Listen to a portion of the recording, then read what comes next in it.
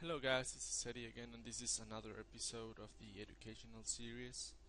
And today I'm gonna show you the way I played the Dervish.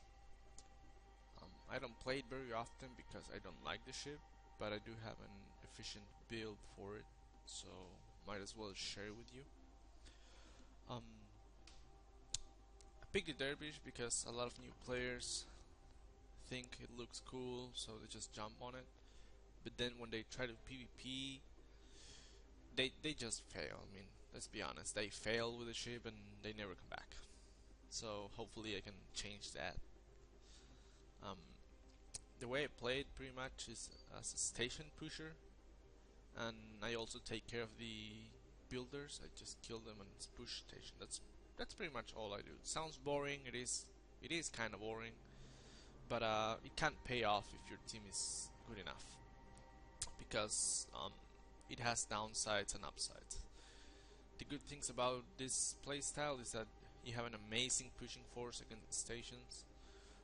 You're sort of tanky, and you're also the one who takes care of the enemy builder, so that's very important. And the bad thing about it is that your damage is gonna be low, and you're not gonna do very well, or not efficiently well on team fights. And also your team is always gonna be a man down in the middle of the team fights because you're gonna be pushing stations instead of killing players. So let's go over the skills real quick. As you can see, I'm running a full weapons build, and I don't do speed skills because I think they're a waste on nomads. Just got all damage, as you can see, except for overload, because I'm not gonna lie, this is my interceptor build. I didn't have enough influence to reskill, so you can just trade overload for whatever you want, like engineering. You need demolitions and raise. I mean, that's a must if you're gonna do this build, because both of them increase your damage against stations, so you need to have them. For the crew members, mechanic, berserker for healing up from NPCs and armada, and crisis team for the damage res, and the hull repair in case I need to keep pushing stations and die. And that's pretty much it. Let's go to neutral zone real quick so we can get started. For ship systems, you want to have your main gun, the Spartan, and the Javelin maxed, and then the Quantum rocket on level 7. Because we only want to disable on it, that's the only reason we have it on that level. The Spartan is very important because he's gonna tank the stations with you, so that's good. And the first power that I'm going to buy is Vengeance, and this is because of the speed of the resistance and the fact that I'm gonna get attacked a lot by enemy players, and I want to be able to survive, or at least to bother them with the disable from Vengeance. I'm kind of rusty because I only re-tiered to this so I can do the video for you guys, but hopefully I can do just fine. And I just wasted force field on my Spartan. Good job. Alright, so Vengeance is going to be our first power. Then we're gonna get Trance for defense, sorry. Then Shadow Covenant, which is key for our job here. Sabotage, and for last we're gonna get Ultimate Alloy. Sabotage is all you need to push stations, honestly, because of the passive on it. Every time you auto attack on a station, there's a chance that you will deal extra damage and disable its attacks for a few seconds, so that's nice. I'm gonna farm real quick because the build's kinda expensive, so it's gonna take me a while. So I'm just gonna farm and I'll be back in a second. Alright guys, I'm back. I farmed a little bit more. As you can see, I killed the top brain as well, so I can just speed things a little bit. So let's just get it right into our power build. As you can see, I bought Vengeance already, and that's our first power because of the speed and the counter attack. Then we're gonna get a Transcendence for defense. That's a must as well. We need it because of the resistance, the speed, the stats, the immunity as well. And now let's go get a Shadow Covenant real quick. And Shadow Covenant, that's our main power for this build, because we want to be sneaky when we go after the enemy builder. We want to kill it fast, and then we're gonna jump right to the enemy outpost or pretty much any other station that you want, because that's our job. We're gonna kill the enemy builder and we're gonna kill their station. That's all we're gonna do. And even though it sounds dumb, it really isn't, because if the enemy doesn't come for you, doesn't try to stop you, you will eventually take these stations down. I mean, you're gonna do that pretty fast.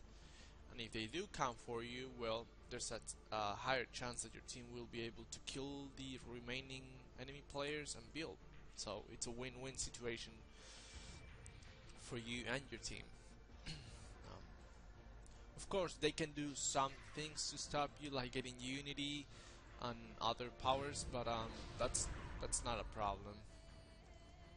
You can take it.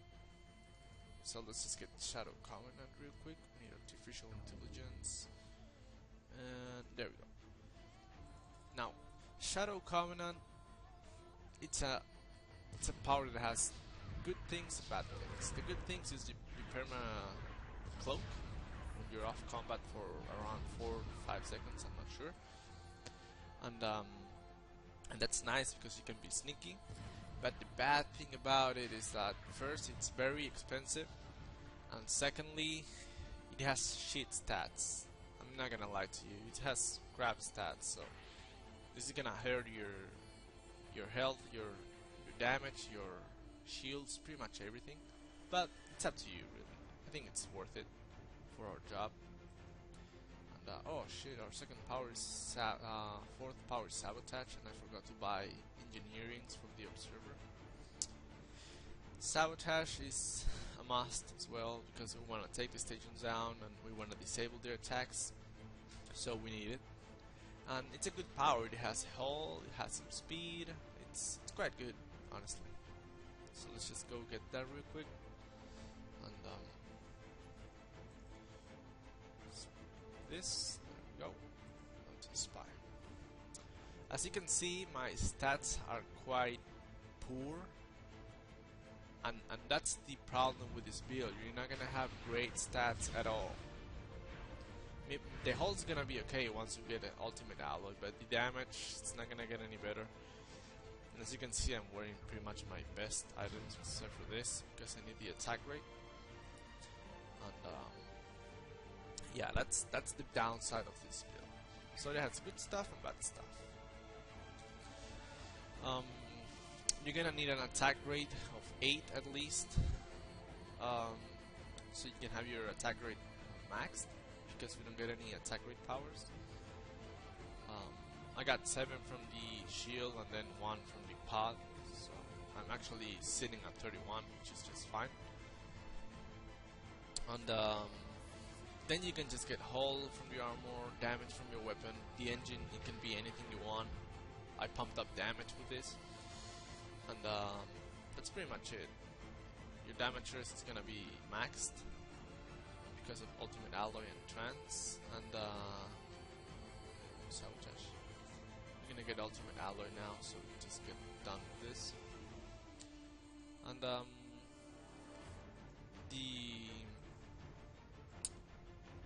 that's my build. I mean, I just push stations, make sure the enemy doesn't get a Silabs, because I take care of the builder, and that's very nice. You need to let your team know that you're gonna kill it, and if it's actually dead or not, because sometimes you might die. And that's all you gotta do. Kill the builder and let your team know about that.